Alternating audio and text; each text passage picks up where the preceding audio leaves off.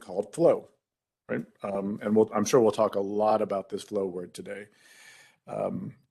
If you're bought into the notion that managing for flow gives you the best shot at delivering customer value, then the best way to think about Kanban is just a strategy to manage flow.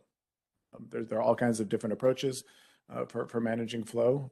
Kanban is just one way, and I would argue one of the best strategies to manage for flow. And it encompasses several practices, and anybody who's interested in understanding what those practices are in a little bit more detail, highly recommend going out and reading the Kanban guide at kanbanguides.org. But in that document, we detail what those practices are and kind of go into a lot more detail around what the elements of Kanban are as well. Okay, so and that kind of leads into the next question. What is how does Scrum Scrum and Agile and Kanban, are these the same things? Are they different things? How do they relate? How are they different? How would you explain that to someone? That's your turn, Colleen. I think you're on mute, Colleen. When I muted everybody, I may have put you on mute.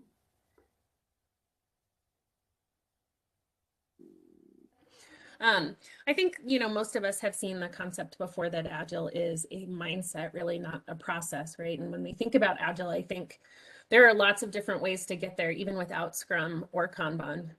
And really what we're trying to do when we're trying to be an Agile organization is be responsive to our customers' needs so that we're delivering the right thing at the right time. Scrum is a way you can do that. Kanban is a way that you can do that. You can use parts of Scrum and parts of Kanban together. And I think that's what we're really excited about, and what we're trying to do with ProKanban is bring a lot of the best practices from all of these different things together so that as a team, you can figure out what meets your needs the best. What works well for one team might be different than what works for another team. And so I think there's some experimentation here, right, that every team needs to go through to find the right fit for them. But I would say Agile is what we're trying to be when we grow up, and there's a lot of different paths we can take to get there. And that brings us to the next question, and then we'll start going through the Q&A. But what is ProKanban? Is that what the professionals use, the professional level stuff? Kind of like when we go to a hotel and it's professional toilet paper, and I'm not sure what I have other places. Our goal with ProKanban is to have a community of professionals, but what we're trying to say with that statement is really that we respect each other, and that we're expecting everybody to come to the table here with honoring our code of conduct, which is be excellent to each other and don't be a jerk, and really just creating a space where we can all work together and support each other.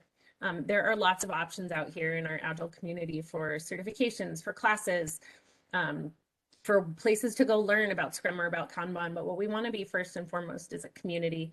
And that means creating space for people, whether you have never heard of Kanban, whether you started on a team with Dan Vacanti, what was it, in the 80s, Dan? 70s, Colleen, yeah. But we want to just make this a spot where we can all learn, and where we're promoting a lot of diversity of thought, because we're all going to get better at what we do when we make space to learn from each other. So there's a community aspect to it, but you also mentioned certification. So is that part still under the ProKanban umbrella? It is. We have 2 different courses we're offering right now. So our starter course is Applying Professional Kanban. It's a great place to start if you don't know anything about Kanban and you want to start figuring out how to learn and apply these practices to your team. And then we also have Applied Metrics for Predictability, which I see the question on the screen is about predictability. So I'm sure we'll start talking about that here soon. And then we have certifications that go along with each course. Our certifications are separate from the course themselves, so you can go to our site at any time and take one of those assessments. There's open assessments and the paid assessments to get the certification. And we know that people learn in different ways. You may read and study on your own and go take those certifications without ever taking a class. You may take the class and not really care about taking the certification. So it's really kind of choose your own adventure out there in terms of your learning journey. But our goal here with the certifications is to validate our learning and have a common language and a common way to talk about these principles that we're all coming to the table with. Okay, well, hopefully that gives everybody a good overview of the terms we're using here. So let's go ahead and start with this first question. What are your thoughts on calculating predictability? Don Reinstern has suggested using the coefficient of variation to measure this. Do you think this is a valuable data point to collect? Colleen, you gonna take that one too? No, I'm not. This is already written all over it. Okay, let's just ease right into it, right? Let's start with some easy softball questions first, right?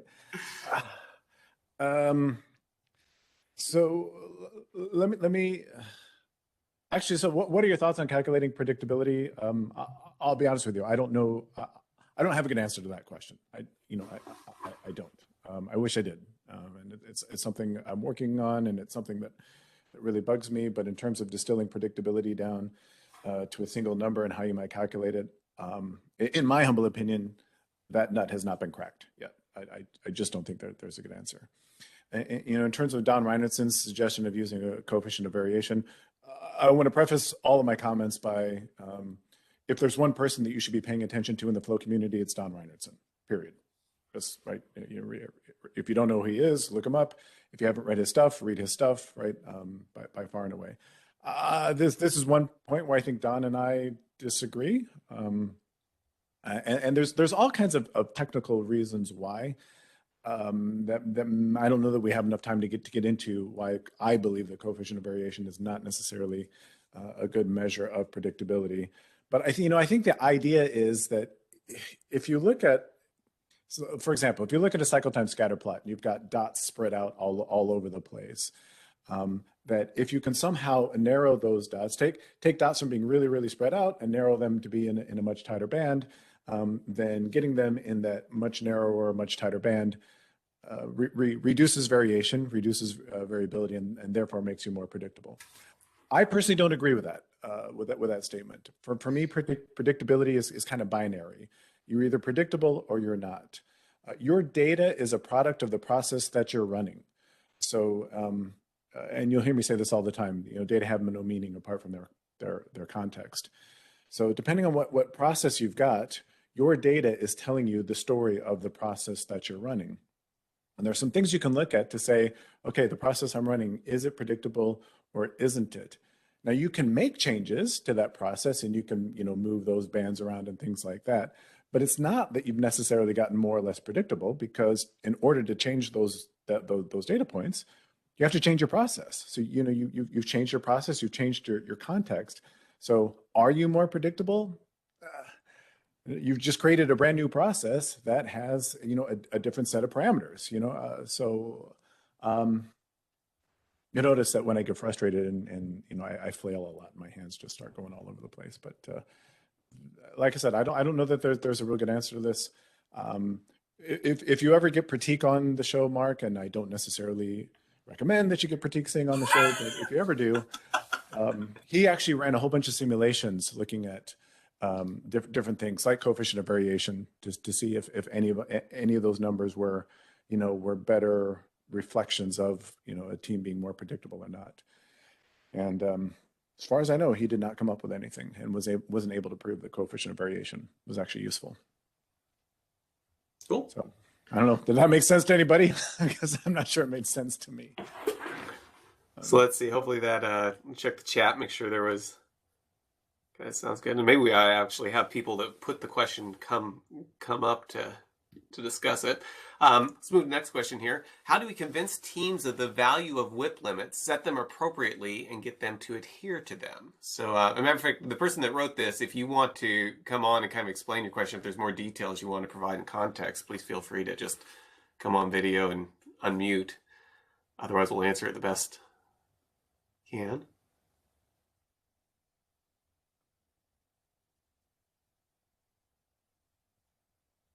We'll just run with it. Somebody may have put it on and not be a place where they can come off. I'm sorry. I think I just came off mute. Yes.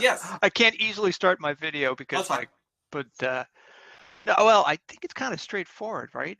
I don't know. Like I'm guessing most people have this experience that, especially with new teams, you can't get them to understand why it's a good thing to limit WIP. And even if you can, getting the right balance of enough to support flow, but not so much that things are choked off and people are sitting around. And then most of the software doesn't force you into some kind of WIP limit. And so, how do you get them to stick with it? Like, these are always the hard parts for me. So are you dealing with situations where like it would be good for them, but no one's willing to try it, and you can't get past the hump of being able to get the advantages of it? Yes. Okay. Okay. What, Colleen and Dan? What do you think? Yeah, I mean, I run into this a lot as well. And I think, the important part here is buy-in. And I think very early, whenever I'm working with a new team that's trying to adopt Kanban, I want to understand what that team views as the pain points that they're going through, and how they, what are they eager to change or eager to fix, so that we can find the right parts of Kanban that are going to motivate them to do things like this, right? To follow WIP limits. If it feels like something that's being done to them, I think you're always going to sense some resistance of why should I do this? I don't see the benefit. So I think the first thing is just some education and connection there to understand what's in it for them and help them see what's in it for them. And then I usually try to work in small chunks. This should sound familiar, typically like 2 to 3 weeks, where I say, just give me 2 to 3 weeks of adhering to this WIP limit that we've come up with, and then let's review the data. And WIP limits can change, right? We don't have to set a WIP limit and stick with it for the next 6 months. Let's try it, measure it, come back to it and refine it. And I think once you can kind of show the team that there's some flexibility in this process, some trial and error, it might be too high, it might be too low. We're going to keep figuring this out together based on what the data is telling us. You'll get a little bit more buy-in when they can see that there's some flexibility in fine-tuning it. And adhering to it is really up to your team, right? You need some team commitment to sticking with it, so that you can see the results of that data or see the results in the data from sticking with that WIP to a consistent WIP over a short period of time. Anything you would add, Dan? So yes to everything that Colleen said. This might sound strange coming from a Kanban person, but I personally, for this very question, for this very reason, for everything that Colleen just outlined, is normally why I don't start with WIP, with a controlling WIP. Believe it or not, I normally don't anymore. Because I would bang my head against this resistance so much. What I found is a much more approachable, much more meaningful to other people anyway. A metric to look at, and everybody has heard me say this 1,000 times, I'm sure, is to look at WIP age. If we can even just start looking at items that we're working on, how old are they getting, and start having conversations about why they're getting old or why they're not getting old. Pretty quickly, you come around to the notion of, hey, maybe the reason these things are getting too old is because we're working on too many things. And, hey, maybe if we finish some things before we started new things, then we could control the age. And you kind of back into that work in progress argument. So, something to consider when you get a bunch of resistance about, immediately setting WIP limits. Yeah. So it sounds like what you're saying is start with the pain that not having WIP limits is causing, get people focused on that, and then it's easier to kind of say, okay, how can we solve this? Help people solve their own problem instead of giving them the solution right away. Yeah. Oh, sorry, Colleen, go ahead. Yeah, and I think there's a lot of creative ways you can do this too. I mean, I know a lot of us are in Jira, and Jira has those dots, but those dots, once they're red, they're kind of always red, right? And you can't really see how old something is. And I worked with one team that was using GitLab, and they would put the date that something had moved into in progress at the front of the ticket so that you could see how old it was based on that. I know we have a fellow trainer in the Kanban community who was working on a portfolio board in a physical location where they had used turkey stickers. It was around Thanksgiving. They put a turkey sticker on every epic every month, I think, that it didn't move. So that the epics with all the turkeys moved to the top. I mean, you can get creative on ways to visualize aging, but I think the thing here that like Dan's talking about, and like you called out, Mark, is like, how do we make that pain and that problem really apparent so that there's some motivation to address it? Well, I like the turkey sticker things. That sounds like a great idea. Okay, so next highest rated was, what are some ways to measure Kanban teams? That seems pretty general. How would you, or actually the person that wrote that, do you want to give some more context around that? Or I'm not sure if it works better to have people speak up or.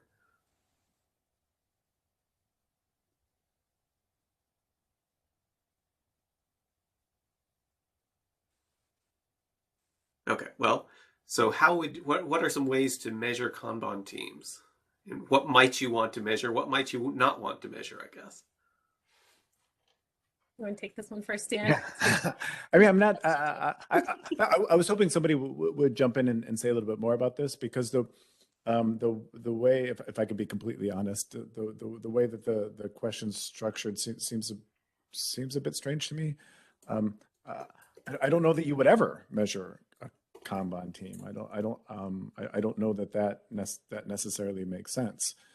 Now, in the Kanban guide, we talk about 4 basic measures of flow that every team should track, but those aren't necessarily measures of teams. Those are measures of the process that the teams are working within. So, outside of those 4 basic measures of flow, there's no doubt within your context, there are probably other metrics that you're going to want to track. But in terms of like a team metric, I'd want to know why you would ever measure a team, and because that sounds dangerous to me. That sounds like there's a whole can of worms that could open up there that we really don't want to. Well, maybe expand on that, because I notice Kanban teams plural. So the implication here, at least the way I'm reading, is there are multiple teams and you're wanting to compare them.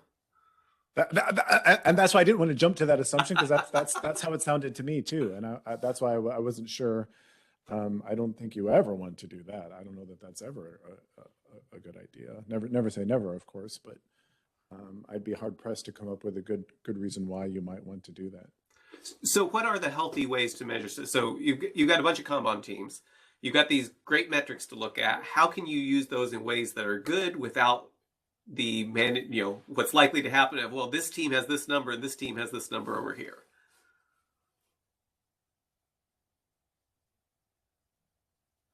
You're pointing at me. I think Dan talked about this a little bit with our very first question on how do you measure predictability. And I think we often look to reducing variability. I don't think that's one measure. It's kind of a concept more than it's going to spit out a score for you. But as a team, we're always trying to reduce the amount of variability in our system through process, through risk mitigation. And you start to see through the data where that is more effective. And it's like anything else, like, is it ever going to be perfect? No. And you're always going to have some work to do there. Different things are going to change for teams, team structure, what they're working on, COVID, right? So you're going to see a lot of different things that affect those flow metrics for a team and how they respond to that. But I don't know that that's, even variability isn't something where you're going to have a one number to score one team against another team. So, I think back to the original part of this question, I don't know that there is one number to measure. I mean, if I can just pile on one more thing, Mark started off this by asking about professionalism and what is professionalism, and for me the essence of professionalism is showing up every day with the belief that you can get better. That to me that's it. If that's how you approach what you're doing, then as far as I'm concerned, you are a professional. And so in terms of measurement, I'd want to understand, are we improving? If it's important for us to reduce cycle time, then, are we reducing cycle time? If it's important for us to increase throughput, then are we increasing throughput? But those aren't necessarily the only ways that you can improve. But that's what I'd want to know in terms of measurement is are we improving? But I like what you're calling out there, because if you've got a bunch of Kanban teams and some of them are, don't have very much variability and stuff, there may be lessons you could learn from them. And that might be interesting just from a standpoint of let's get together and share information, or at least the way I'm seeing it. But like you said, if you've got a team that's maybe starting off with really quote unquote numbers that are much lower or higher, whatever, compared to others, but they're improving, that team's is probably doing the right things for where they are. And I think it's easy to get to like, well, why aren't you like this over here? Well, oftentimes those are not productive conversations to have, because it takes the focus away for how do we get better and just, Okay, next question here. Okay, what are the key advantages of Kanban versus Scrum framework? And we'll pause just a second in case the person gave this wants to provide any clarity or around it. If you don't, that's fine. We can just run with what's there. So I'll give 5 seconds.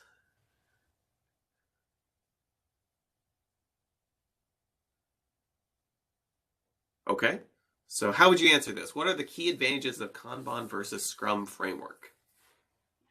I think this is a hard thing to ever really fully answer directly. I mean, nothing works if a team's not bought into following it. So I've seen Scrum work well with teams where it's a surprise, and we might say that that's not a traditional fit for Scrum because they were really passionate about sticking with the ceremonies and sticking with the cadences. Same with Kanban, right?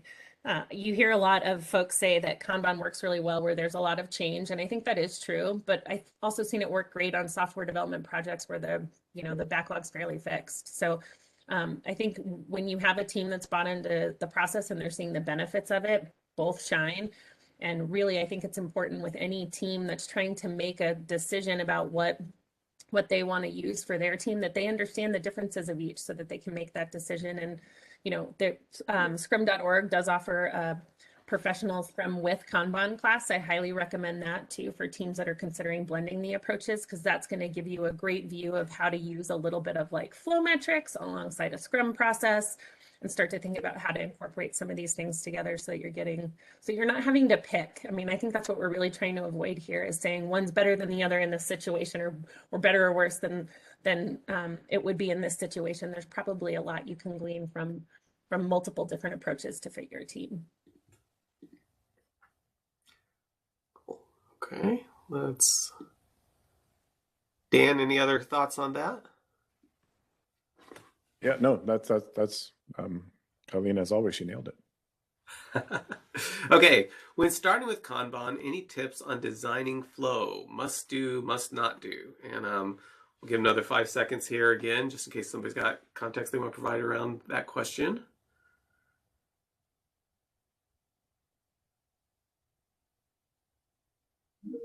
Okay, so when starting with Kanban, any tips on designing flow? Must do or must not do's?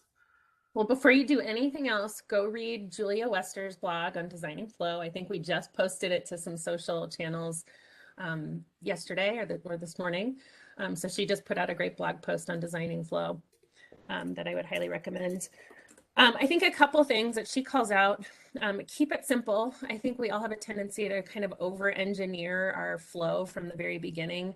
And it's I think a lot easier to start with a very simple workflow and let things emerge. Things that may start as policies in one column may end up becoming another column down the road. But I like to start simply and let those things happen when we have the evidence that we need that to be a separate state. I'm going to steal another line from Julia here and say that, and I'll probably butcher the way she says it, but the more columns you have, it's creating a more opportunity for more work in progress on your board that may be sitting idle. And so that's where I think starting with the fewest amount of columns possible and letting it emerge helps reduce that amount of work that you may have sitting. I'm not going to say that you should never, like, we talk about not having roles on the boards. We talk about all these different, don't have handoffs, don't have blocker columns. But I think the most important thing is start simple and let those things emerge for your team. And we could probably pine on about all the must not do's. Dan, do you want to touch on any of those?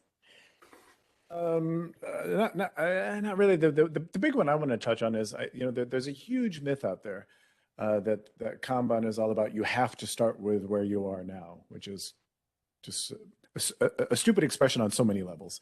I shouldn't say stupid, but I'll say stupid. On so many levels.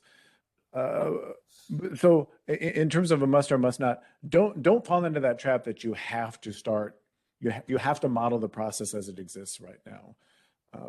Feel free to start with a blank piece of paper with a blank whiteboard and design a system from scratch. If you want to start, with the process you have right now, that's great too.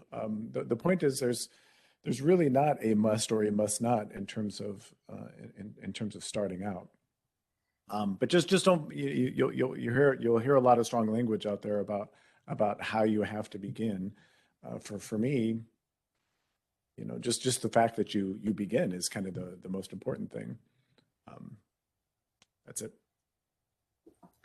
So I see in the chat, someone actually asked about you had mentioned the blending Scrum and Kanban. What was the place you pointed people to on that? Yeah, it was Professional Scrum with Kanban, or PSK. from scrum.org. Okay. So if you go to scrum.org's website, you can search for PSK or Professional Scrum with Kanban. You'll find all kinds of information about that. Okay, next question. How do we address the naysayers who suggest that Kanban is only appropriate for support teams and can never work with scaled frameworks like unsafe? I think SAFE has even added into the big picture now that the delivery teams can be Kanban. So I'm hoping that has changed a little from that angle. But I think that just like we were talking about with what do you pick, what's the right thing to pick for the right team, is letting the teams pick. I have worked in organizations now where you've got half are Scrum, half are Kanban, 75% are Kanban, 25% are Scrum, or the inverse of that. And I think a lot of it is picking a team that's passionate about trying it, letting that kind of be your experiment to run to show the rest of the organization what's possible. I mean, think of it just like we would approach any other kind of transformation effort where you're trying something new out with one team and proving the value and then expanding from there. I think Kanban, when we talk about it only being appropriate for support teams, and I mentioned like high volume change teams, I think what we're also seeing is application outside of engineering. So I've been doing a lot of work with security. I know we've talked about marketing, IT, not IT, sales. Like what other places can Kanban apply outside of our engineering organizations? And so I think that's the other opportunity we have in thinking about, the delivery of value, the flow of value to our customers. It doesn't have to just be inside of the engineering org. Any other thoughts from you, Dan? Do you have any examples or stories of things you've seen where people got and this reading probably more into this, but so situations where people were maybe doing something really focused on Scrum, but like on an application development team or something, and that they were able to do some things with Kanban that maybe they weren't able to do with Scrum or some other approaches. Does anything come to mind? I guess I can think of a bunch of things. I mean, I think, the flexibility of being able to respond to change or to respond to urgent issues coming up always comes up a lot for me. I think especially when I think of, industries where you may be hit with like regulatory things, or you may be hit with, things that are uncontrollable for the team. And that's a lot of stuff, right? We spend a lot of time and money planning things. I think everybody loves to be on the upstream side of building out roadmaps and planning all this possibility, but even customers' needs change. And so I think where you really see for an application development team is if a product changes direction, if customer sentiment changes, if the customer need changes, if the competitive landscape changes, Kanban helps enable them to switch gears more easily. But I think, at the root of a lot of that, when we talk about work, and I'm going down a rabbit hole here, so bear with me. But when we talk about the work that moves through a Kanban system, we often talk about getting things down to the smallest piece of value. I think a lot of what we're trying to do there is create that flexibility so that you can change direction when you need to, if you have to. But there's a lot of value in get in the same thing in Scrum, right? So the bigger the effort is, if we're chipping away at a giant effort in 2-week sprints, we're still locked into what we're trying to deliver. And, I think when we think about what we're trying to gain from Kanban, from Scrum, from all of these different frameworks, even the scaled frameworks, it's trying to get more flexibility in what we're doing. And if the work upstream is too big, if we're committing to too much, none of this fixes that. So I think when we think about getting that flexibility, whether you're an application development team, a support team, a marketing team, it really starts way further upstream than the teams doing the delivery. So based on what you just said then, how do we address naysayers who suggest Kanban is only appropriate for support teams? What this person might be able to take back is start looking at the way they're doing the development work and saying, are there areas where responding to change more rapidly would be advantageous to us? And that could be a selling point for them of maybe we should try something different that anticipates those changes rather than trying to plan around them. Is that? Yeah, I think that's awesome? A great place to start. Look at an application development team that's missing their sprint, their sprint goals every sprint. That might be a good place to look, and potentially looking, I think look outside of those application development teams and see what other places. I worked with one org where we built a Kanban board for their recruiting pipeline, which was kind of fun. Like think about what other places you could create some visibility and flow where work is getting stuck in your organization. I mean, I guess if there's one thing I can add, I've been doing Kanban pretty much literally from the very beginning, and I've never been on a support team that whole time. All my experience with Kanban has been working with product development teams. And now there certainly were support at the companies I was at. There were support teams, and those support teams were using Kanban. But my personal hands-on experience has always been using Kanban for product development and never for support. So, I mean, I have an idea where this myth came from, but I don't know how it keeps getting perpetuated because it's just simply not true. Well, and I think for the latter half of the question too, that can never work with scaled frameworks like SAFe, I think that again, pointing to the overlapping, like Scrum and Kanban can play very well together. And in organizations where I'm working with a lot of teams using both approaches, the Kanban teams still demo every 2 weeks. They still retro every 2 weeks.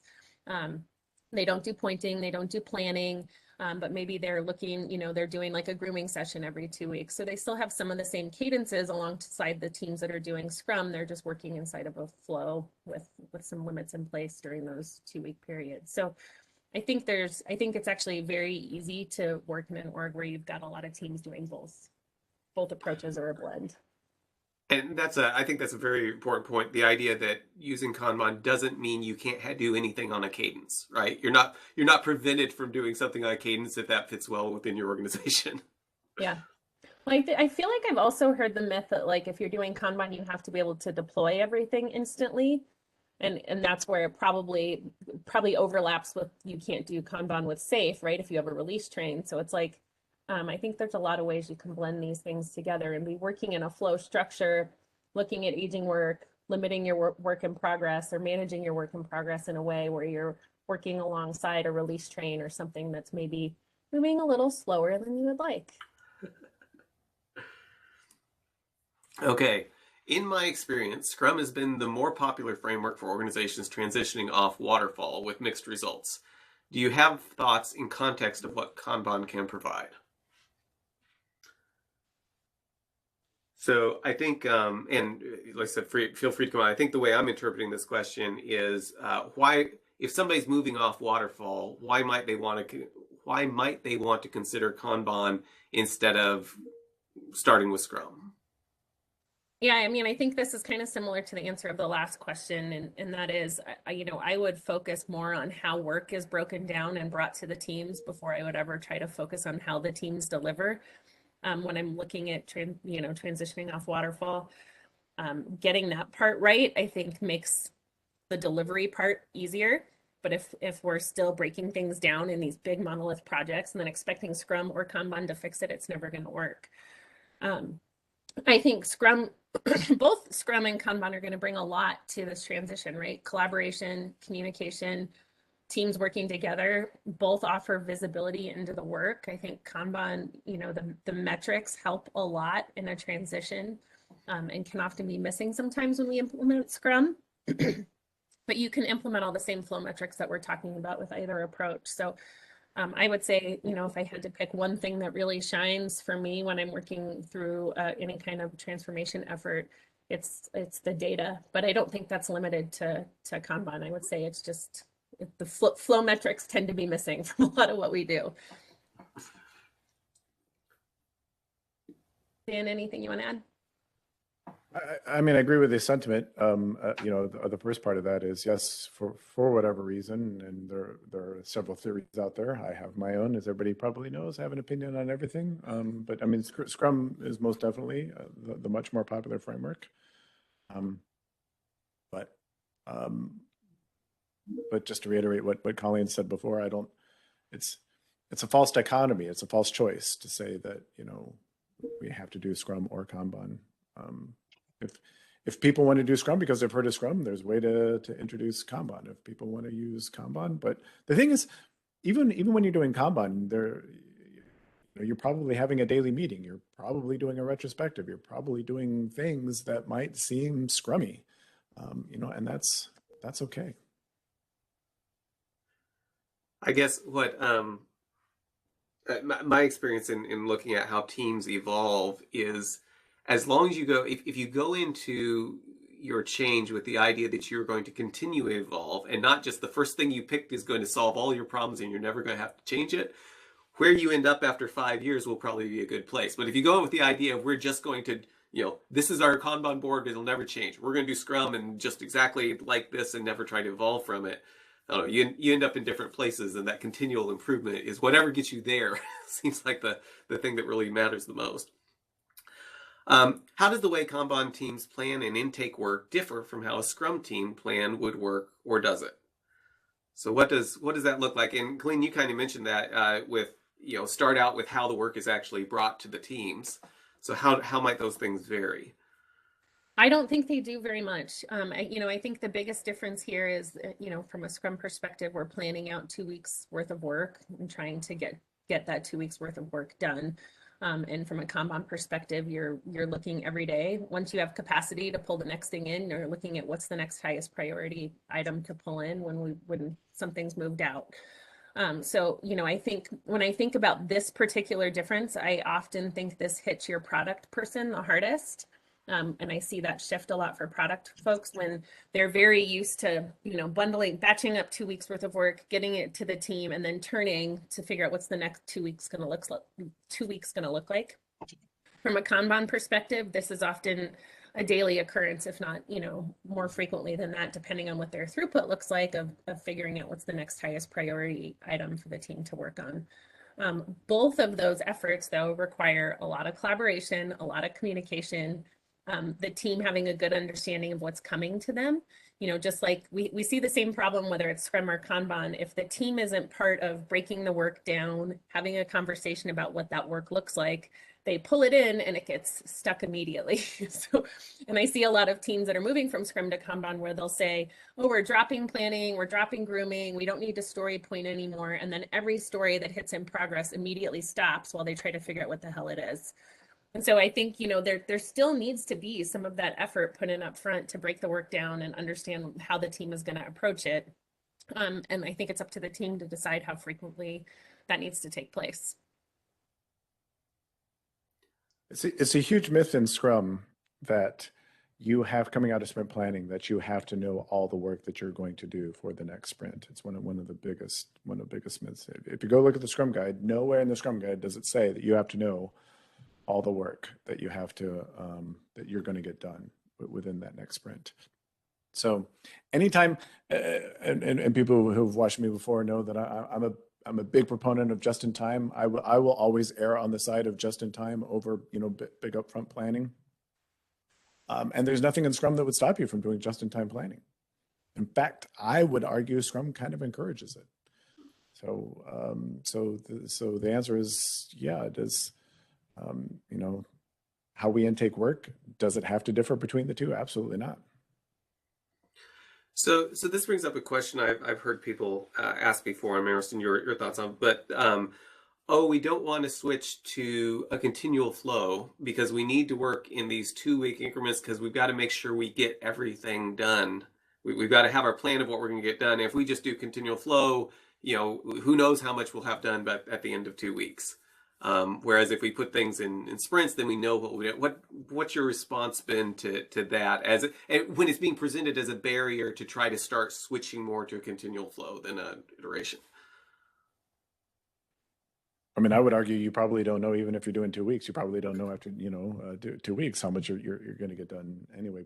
Predictability is not a function of the framework that you're using. I think that's what we're trying to say here. Just because we say we do 2 weeks in iterations, or 2 week sprints or 2 week whatever you call them, doesn't necessarily mean that you're going to be predictable at that at that level.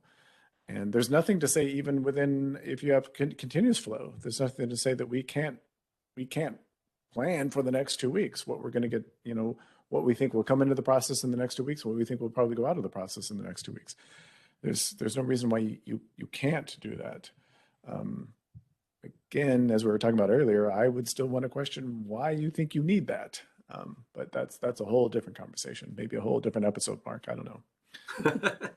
Hey, Jeff, I saw you raise your hand. Did you have a question related to this? Yeah, this was my question, and thank you for the awesome answer. I want to use that predictability is not a function of your framework.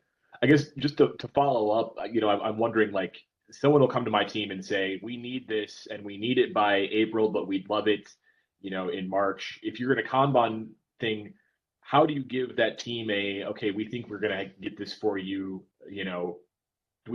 first of all, can you answer that we think we can give it to you in the time frame you want it, or second question, how do you give them a date frame? If you could talk me through that a little bit.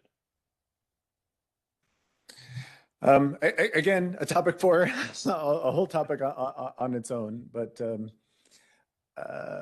I'll do a shameless plug here. Colleen had mentioned our Agile Metrics for Predictability class, at the top of the show. And anybody who's wanting to know more about how you might do planning in a flow-based environment, how you might do forecasting, how you might improve predictability, that's what that class is all about. The Agile Metrics for Predictability class. That's really what that class is all about.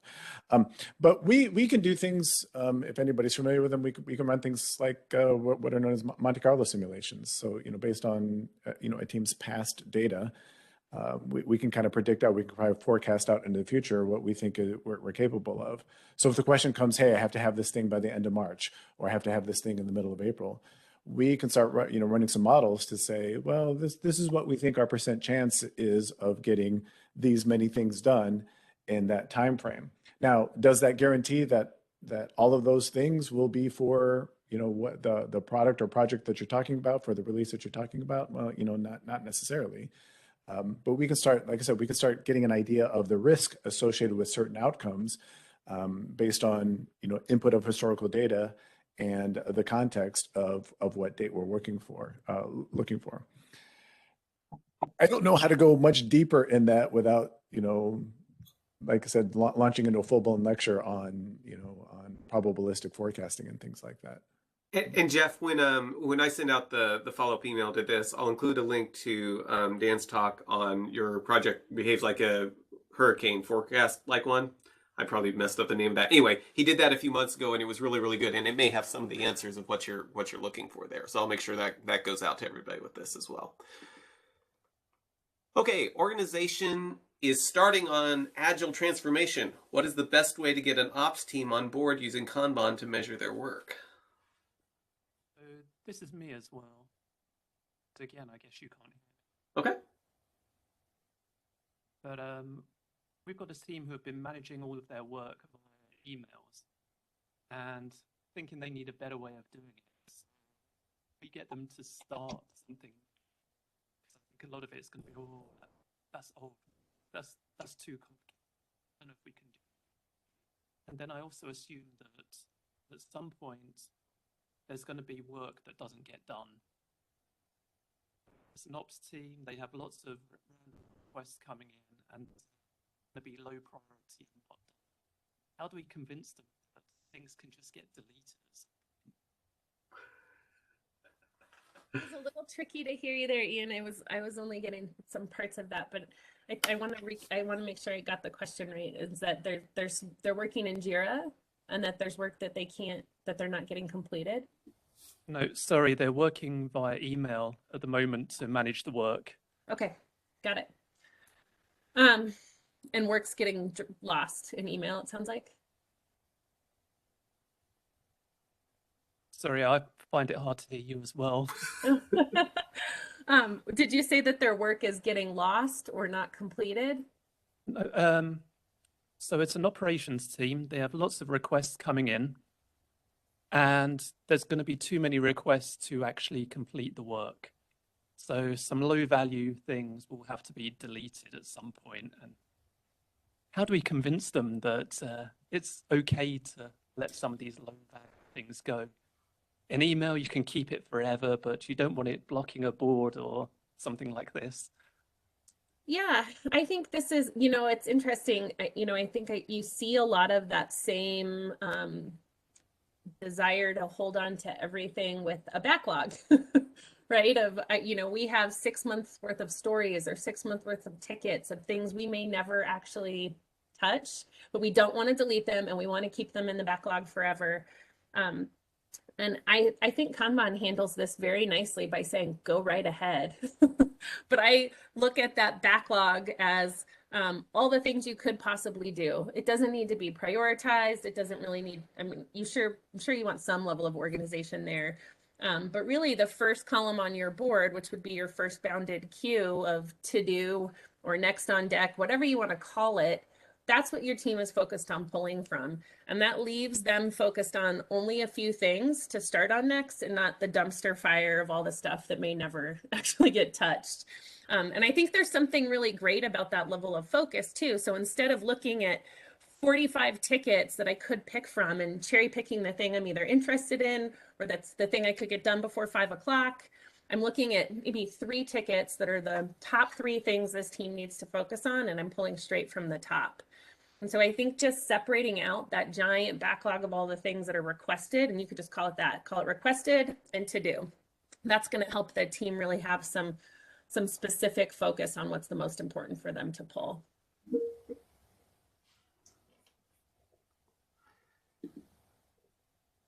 Okay, thanks, Ian. And I'll mention one thing. Some conversations I've had with people is I think we get really focused on the cost of not doing something that was low value, and skip and overlook the fact that there are high value things. And if we do something low value instead of this high value thing, what's the cost of actually choosing incorrectly? And that might be something worth talking with your team about. It might help a little bit. I don't know. Okay, how do you answer the question, when will it be done in Kanban? Oh, that sounds like a whole other talk too, doesn't it? Yeah. Again, shameless plug, the AM class that we're talking about is geared toward just really answering that question. The answer to all of these, especially this type of question, is it depends. It depends on what type of when will it be done you're at. There are all kinds of when will it be done questions out there. There's, hey, I've picked up this next user story. When will this user story be done? There's, I've got 100 items in my backlog. When will those 100 items be done? There's, as was just suggested, I've got this release coming up in April. How many items can I get in that release, next April? So there's all kinds of these when will it be done questions. And depending on which one of those questions that we're talking about, will kind of dictate, or at least strongly point us in a direction of a certain approach. So for like, when will it be done for, like I mentioned before, we've got a release coming up. I want to know how many items I can get in that release.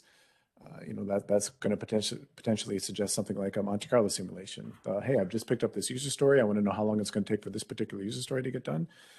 That's going to be probably a probabilistic forecast looking at historical cycle time. So it just really, really, really depends on which type of when will it be done question that you're going to get asked. And by the way, these techniques are not, and this is, I want to reiterate something that Colleen said before, the techniques that we talk about here are not necessarily just for Kanban. They're for any place that you're tracking flow metrics, you should be able to answer when will it be done in that specific context using flow metrics. Okay, so I'm going to kind of go a little bit rapid fire, get through some other people's questions as we've got a little time left. Any best practices for Scrumban? And so, like, if you're wanting to start with Scrumban, what would you say to somebody doing that to kind of set them on the right path? And I'll apologize. This is a bit of a trigger for me, but there is no such thing as Scrumban. I know that a lot of people out there think that this is a thing. It's not a thing. And I know a lot of people might point to blog posts that Corey Lattis wrote way back when. There, in my humble opinion, there's no such thing. There's professional Scrum, there's professional Kanban, there's professional Scrum with Kanban. There's really no such thing as Scrumban. So, having said that, I know that sounds a bit strong. I know that sounds a bit harsh. Having said that, I wouldn't even know where to begin. Best practices. So if somebody's wanting to get started with Scrum with Kanban, where would you point them? What's the best practices? How would they get started with that? If we're talking about professional Scrum with Kanban, I'd start with there's a professional Scrum with Kanban guide. Okay. I would start there, and there's a whole bunch of supporting material on the scrum.org website. Okay. We have a team who cannot plan their work with Scrum, so they want to switch to Kanban, think it would be easier to manage. What would you say to them?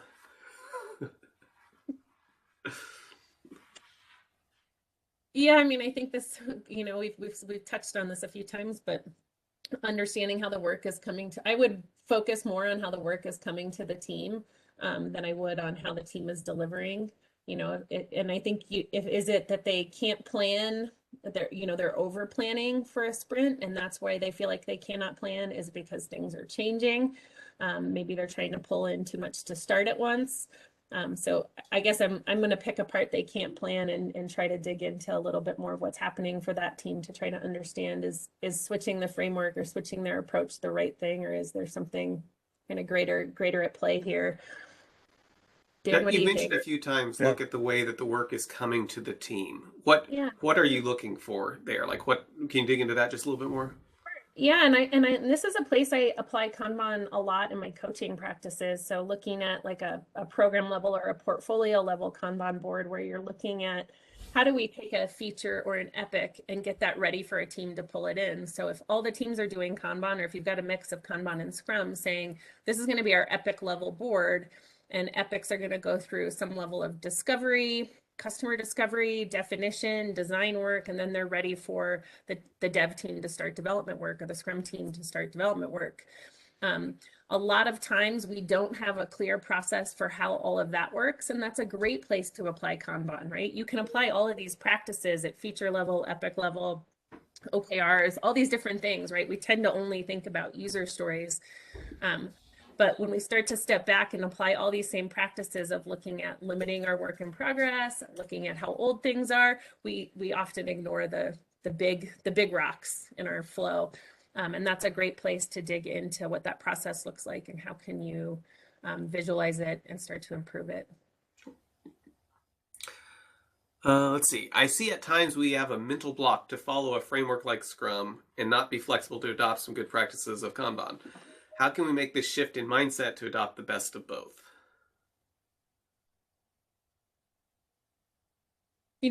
Things like this are a great place to start.